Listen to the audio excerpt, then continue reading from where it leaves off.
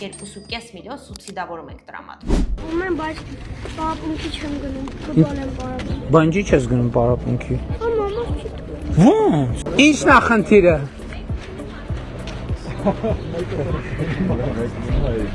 Վճարովի հարցա, հա։ Շատերը հասցրել են դիտել այս հոլովակը, որտեղ մայրը ասում է, տանից մեկը գնում է հերիք է։